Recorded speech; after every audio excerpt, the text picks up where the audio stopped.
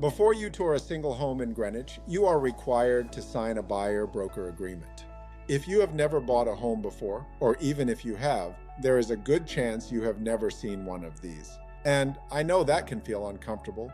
You are being asked to sign a legal document before you have even walked through a front door. So today, I am going to explain exactly what this agreement says, what is negotiable, and what you should be looking for before you sign.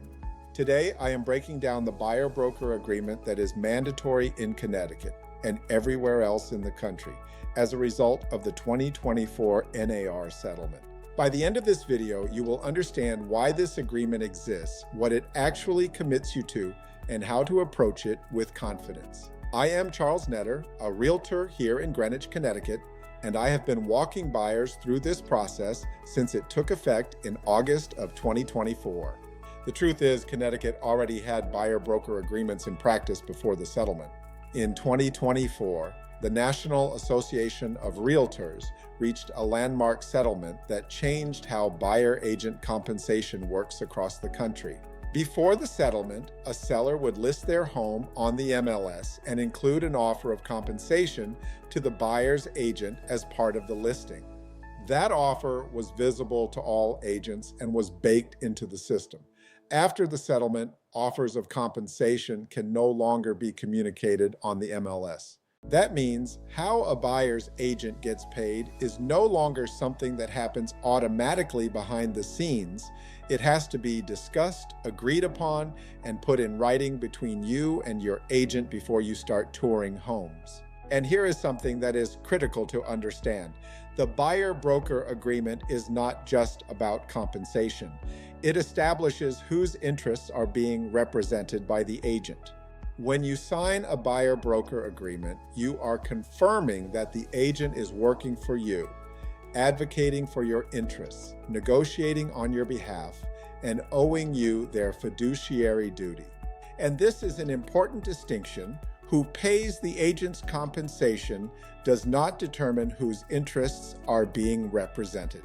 Even if the seller ends up paying your agent's fee as part of the transaction, your agent still works for you. The payment source does not change the loyalty. That separation between compensation and representation is one of the most misunderstood parts of this process, and it is one of the most important. So what does the agreement actually say? There are a few key elements that are required.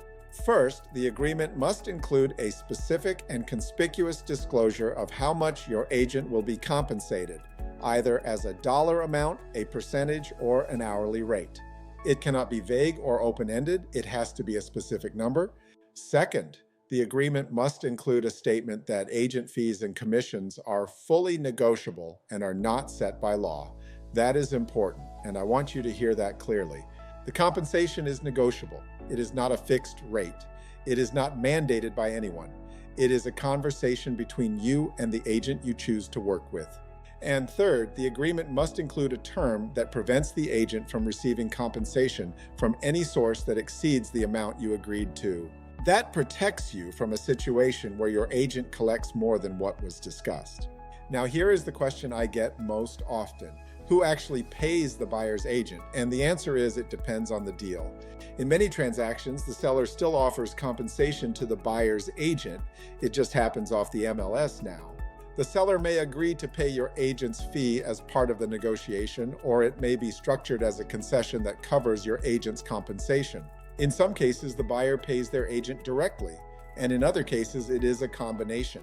The point is that this is now a transparent, negotiated part of every transaction, which is actually a good thing for buyers, even if it feels unfamiliar at first.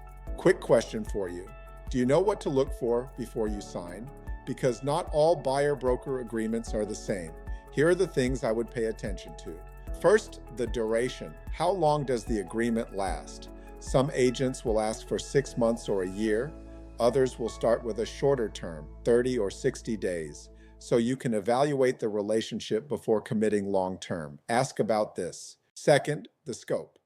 Does the agreement cover all properties or just properties in a specific area, a specific property, or price range? Understanding the scope protects you from being locked into an agreement that is broader than you intended. Third, the termination clause. What happens if the relationship is not working? Can you cancel the agreement? Under what conditions? A good agent will not try to trap you in an agreement. They will earn your business every step of the way. And fourth, the compensation structure itself. Understand exactly what you are agreeing to pay, when it is owed, and how it will be handled if the seller offers to cover part or all of it. So here is what I want you to take away. The buyer-broker agreement is not something to be afraid of. It is a tool that creates transparency and protects both you and your agent. It establishes that your agent represents your interests regardless of who pays the compensation. The terms are fully negotiable, and a good agent will walk you through every line of the agreement and answer every question before you sign. The biggest mistake you can make is avoiding the conversation entirely or signing something you do not understand because you feel pressured. If you have questions about buyer representation in Greenwich and want someone who will explain the agreement before you sign anything, reach out when it makes sense. Give me a call at 203-524-4303.